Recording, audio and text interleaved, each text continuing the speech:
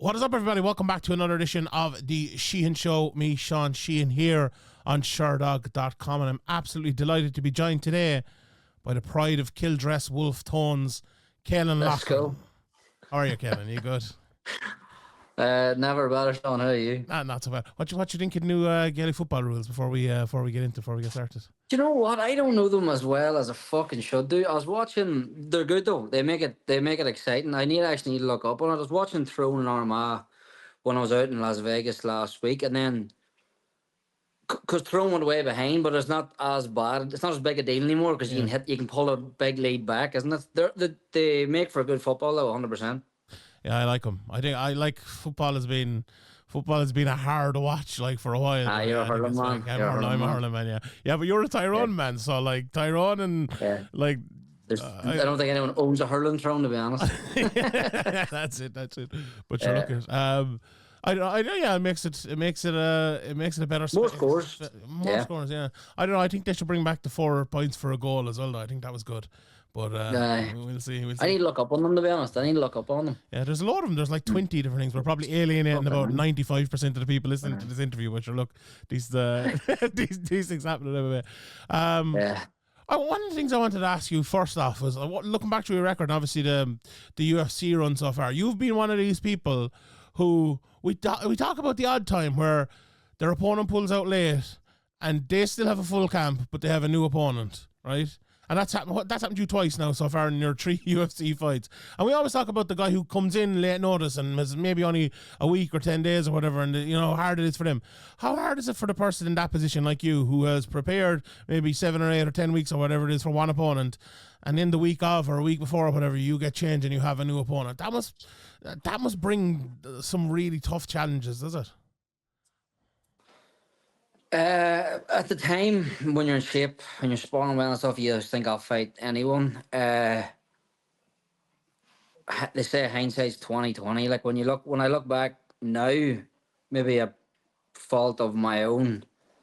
That's something that I have not completely forgetting about, but definitely changing my approaches. I prepare very specific to opponents. Maybe put too much time into too much effort. And then maybe come out stiff, almost waiting for these things to come off in fights.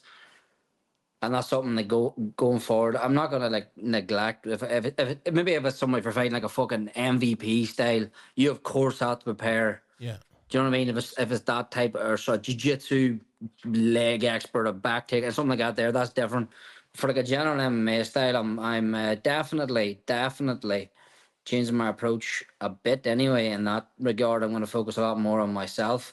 Definitely threw me off, even like visualization and all that there, seeing the guy on the other side of the cage from you when it goes out the window. My last one was an overly big style change. The first one, the lapless one, when you're going like level and stance and everything just changed there, but does definitely throw you off. But that might be something that I needed to learn. I maybe need to focus a bit more on myself as opposed to come out and almost waiting for them to do things, if that makes sense. Do you know what I mean?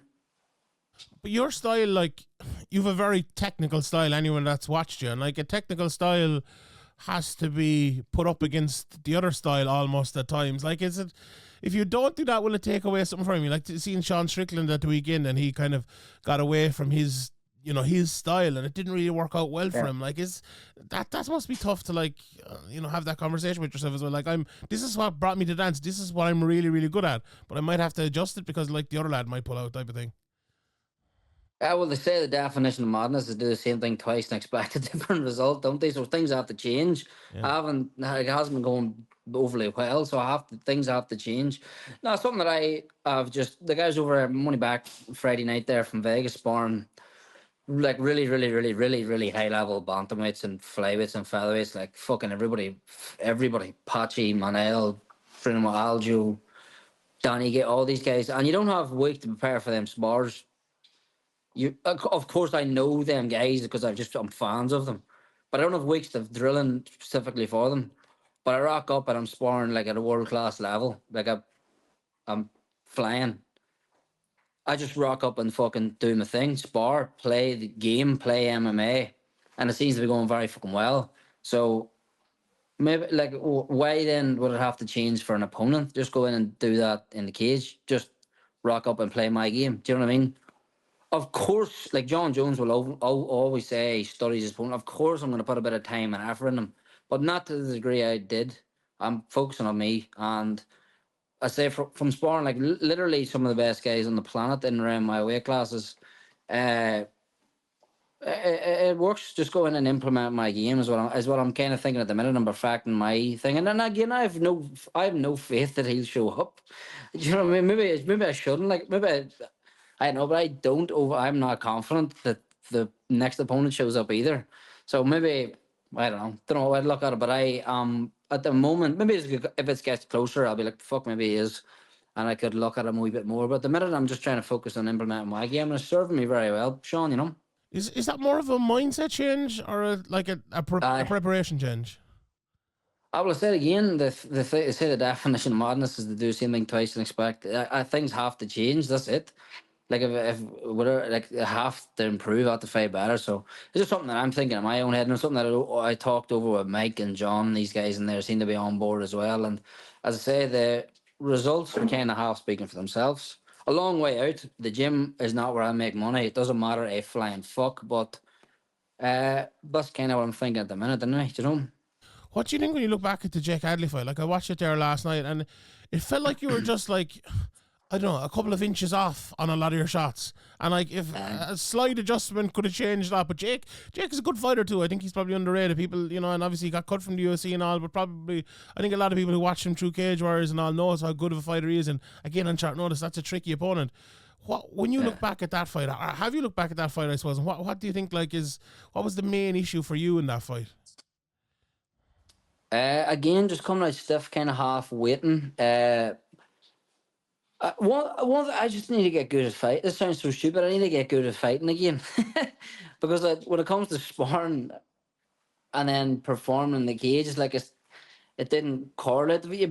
Any sport, you have bad nights in the office, or we're very unlucky that like if fucking Mo Salah's got a bad game the night, next week he plays another game, or he just fucking scores a hat trick and all's good again. We perform 2, 3, maybe if you're lucky 4 times a year, but just a bad night. Jake was the better man. I can never. Yeah, it's how fighting goes. Some things happen in preparation, some things happen in the fight, but that's just fighting. That's the sport of it. Like you know what I mean. He whoever gets their hand raised deserves to get their fucking hand raised. Bad night in the office. In terms of like I get like the ick. Like I can't. Like I watched it like an hour and a half immediately after it. And I honestly never watched it again one time. I can't. I can't even watch like the card, like Leon and Bilal. And I think just something about it, but it just wasn't good. Was it the performance, or was it like actually was performance? Do you know what I said there about taking fights on short notice? Do you regret taking them on short notice now? Like, or nah, no, you don't. No way. No, this game's like a metaphor for life. But I've learned a lot from this game. But it's just been from like my 20s have been nuts. It's been like insane. Like going from living in the back of the gym from like literal poverty to traveling the world in the UFC. Don't regret anything I've learned from MMA. No, it's all experience. Lad. Happy I took it, you know. So you said you were over in America there for the last while and sparring with a lot of great guys. I just want to ask you one thing about Patchy Mix. There's a lot of talk about him recently, you know, and you get know, him in the UFC to fuck. Like how. I was talking to the podcast the weekend and we were talking about maybe him fighting Merab, you know, and there's lads looking for contenders and stuff. How well do you think he'd do against Merab? I think that's a Merab's probably I'm probably Merab's biggest fan. He's probably my favorite fighter right now. To be honest, you have to. Again, he went 0-2 in the UFC, and he's not the fucking sharpest tool in the box, is he? But just the way he fights is, and the way obvious, like the way Merab fights, you can't just decide I'm going to fight that way. You have to live it. You have to train. Like, I think like in terms of someone who wants to go grapple with Patchy Mix, it's dangerous, but that way, someone maybe that is really good at anti-grapple and striking, maybe be a harder fight for him, but he would be a very good addition to the UFC bantamweight division. And honestly, I consider him like a teammate. I was over in September, and then he had to leave the last week to go with Tatiana. But like me and him, he was probably the guy who's going with most in all the training. Like an elite grappler. Like, I'd say he's the best MMA grappler I've ever felt in my life, like jiu-jitsu wise. And I've trained with middleweights, and they don't feel the way he can. The way he just knows how to implement technique is absolutely unbelievable. But at the UFC's different kettle of fish. I would watch the fuck out of him against Marab, though. Put it that way. You were over in Extreme Couture once. I was talking to Eric Nixick last week, and he's such a smart guy, and there's a lot of good things going on in that gym. How did you get on over there? Unbelievable. I'd say I plan to use that like for the foreseeable. The lads over there have really got on well with them. I was in September. I was over there. Me and Tim went for like, I don't know, 17 days or something. I was injured. I had to go to the PI after the fight, but then as I was coming back, I was doing MMA there, and I split my time.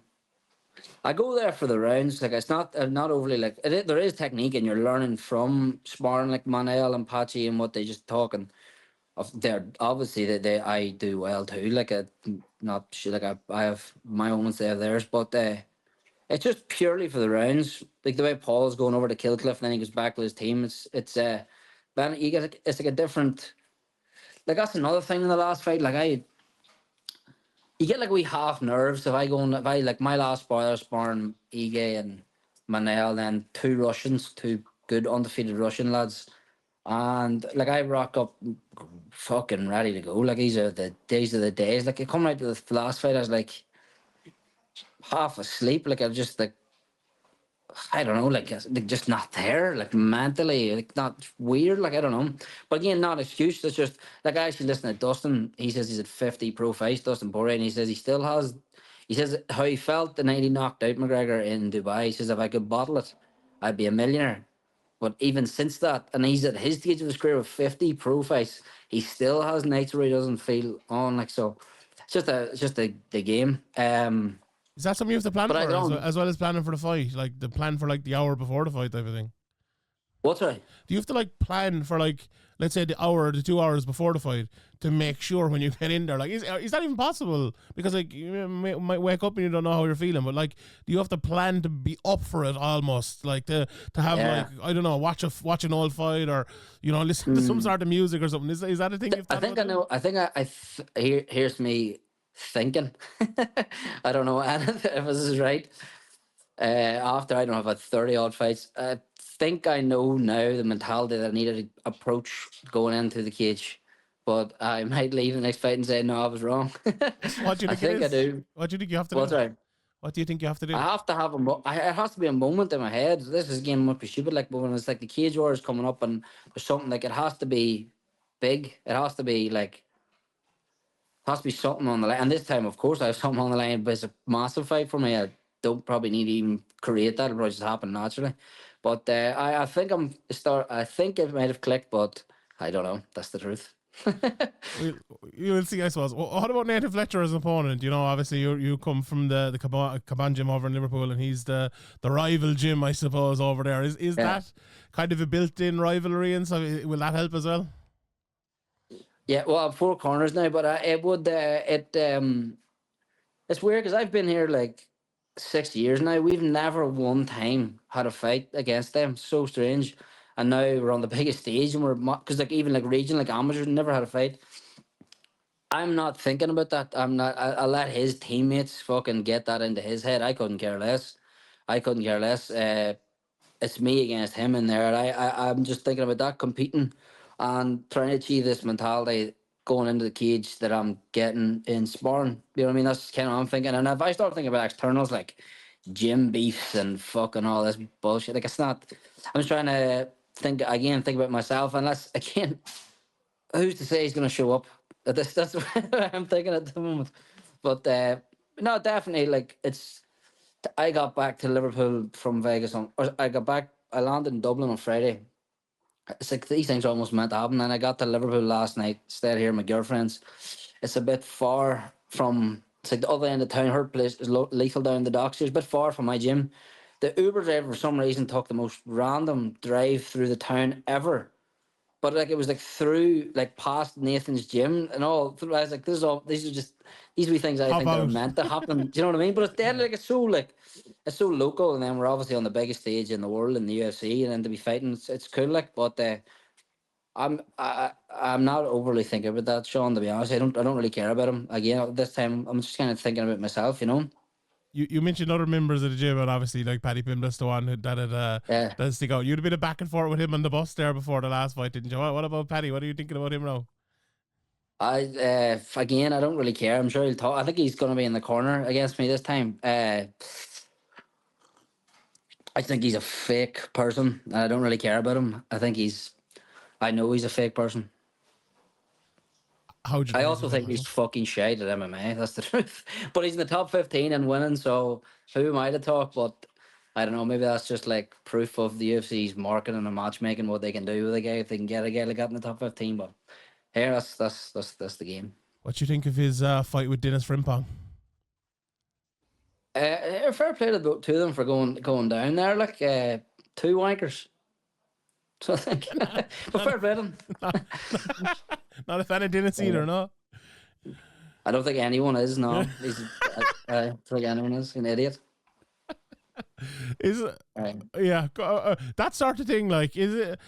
There seems to be a lot of that recently. We see Sean Strickland doing it as well, and maybe not against other fighters, but people coming into the gym and having bits of straighteners and stuff. Like, is it a bit from the dark ages? Or are you okay with that sort of thing?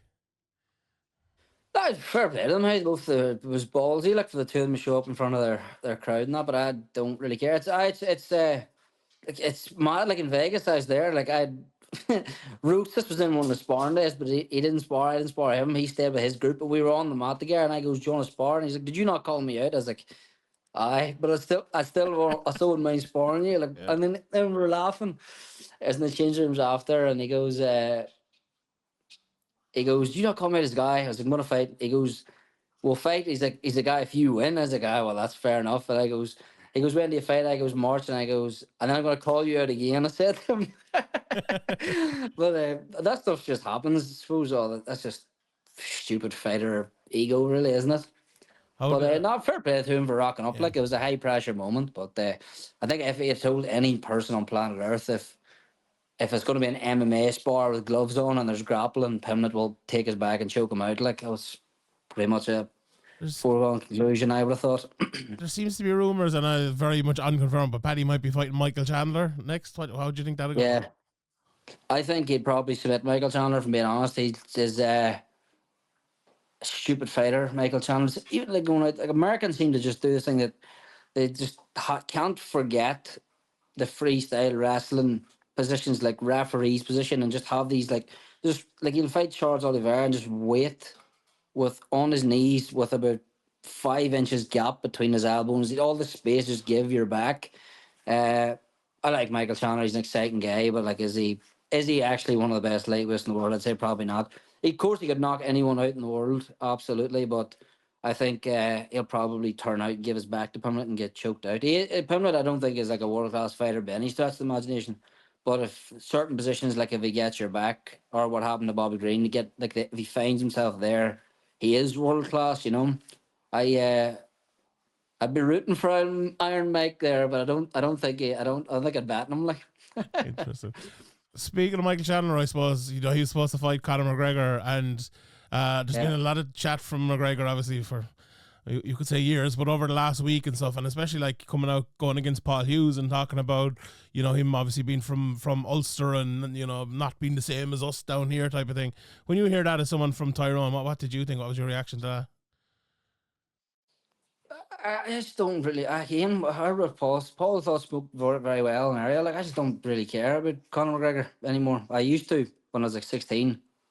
Uh, like he was tweeting stuff. Like he's just a mad guy. He even spat in the kid's face, and then goes, "I've spat in your face." There, it's like, and then he says that like Paul's. He goes, he tried to go back himself and he says, "There he is, Aaron. It's the way you're acting, isn't Ash?" But like, is it to spit in a person's face, Ash? Is to fucking go against your wife and your family and like he's not my type of guy. I maybe at the time I would have like half like held back and wouldn't have said, but like I don't care. I actually don't care. He's just not my kind of guy. He's an idiot. That's it.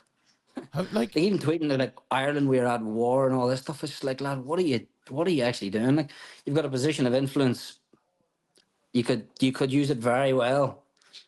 I don't know. I just think like even I think he's like a fucking egomaniac. Like, if Paul was doing well and he wanted a reason to go against him. Like, I actually was there the night he fought against Bobby Green, and the cameras were on McGregor after Paul had won. And Tiernan goes to me, he wants to fight McGregor. He's raging. It was clear as day. And then Paul started like praising him. And then he's like, oh, clapping. And I think it's for the cameras. I think, like, even Tom Aspinall wins a fight and he starts going at Tom Aspinall. It's like, lad, just, it can't be your, every fighter has their time. Like, do you know what I mean? Just, I don't know. I just don't care about the lad. That's simple. That's it. I used to, but I don't anymore. like people in the States and stuff are always like asking me and things like, oh, how do people think of McGregor now? And like, when It's like, just he yeah, goes to those things. It's like it's hard to defend him. It's just yeah, that's it. Like, and like, I'd say that to yeah. him as it met his face. Like, I had no problem at it. I'd talk to him at the Bellator show. Um, yeah, it's just the stuff that's like unforgivable. And I don't really care. That's it. I would never.